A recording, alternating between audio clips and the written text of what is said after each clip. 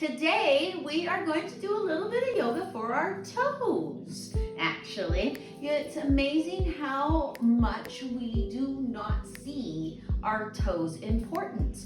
But the importance of your toes are actually paramount to the health of your foot. So we're gonna do a little toe work today.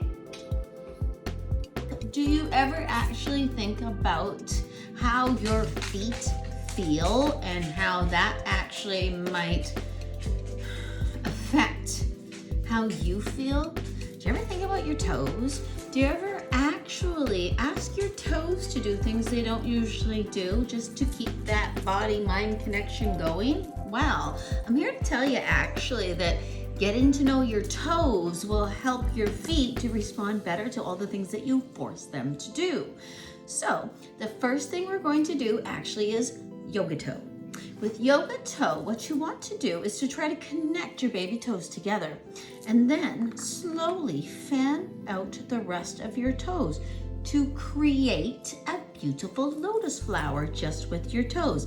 Now, this actually might not happen at first. You might have a lot of difficulty getting the message from your brain to your toes, but they are connected to each other. They do know each other. They do actually speak the same language. So talking to your toes will help you create a stronger body-mind connection. It will also help you to know when anything is actually amiss within your feet or within the body, because when you know your body, you know how it feels on a regular basis, and then any differentiation, any sort of malady that might enter your body will be noticed by you right away. Begin with both of your feet parallel to one another.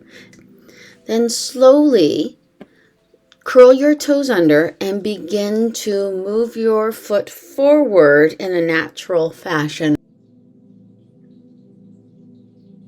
Rolling the toes under and stretching out your toes and the arch of your foot.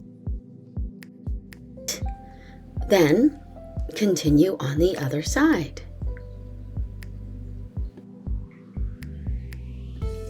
You may not find the flexibility immediately, but you will find it eventually.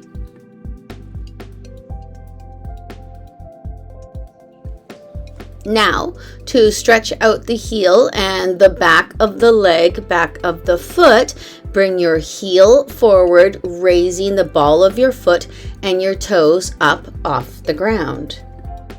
Here, we are using an example of yoga toe. Yoga toe is a wonderful way to spread out the bones, ligaments, and other workings of your foot to give them space and room to move, and the ability to strengthen themselves as they need to.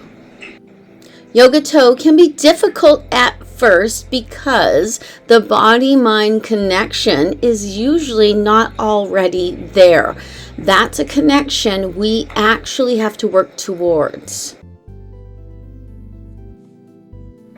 Our next great stretch for the toes and the arch of the foot comes from placing your toes on the floor and slowly bringing your foot forward until you can feel it. We don't want to hurt ourselves here.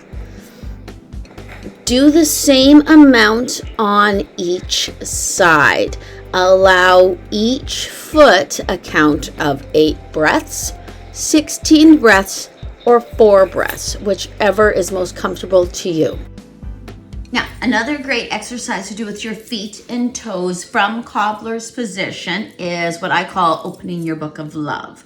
I actually think it might be called open book by some folks as well. You just slowly open up your feet so that the bottoms of your feet are exposed to you.